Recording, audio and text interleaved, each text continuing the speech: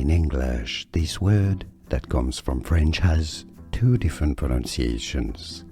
For reference, in French it's said as liqueur. In English, however, it's said in the UK, in British English, liqueur. Liqueur. In American English, liqueur.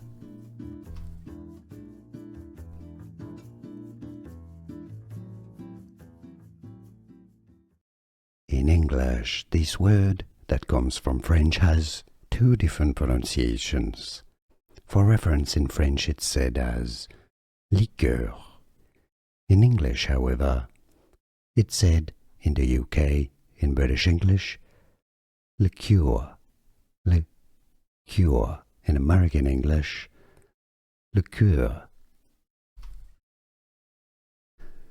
Here are more videos on how to pronounce more confusing words and names too many mispronounced. Like this video if you found it useful. I appreciate your support. I'll see you soon and thanks for watching.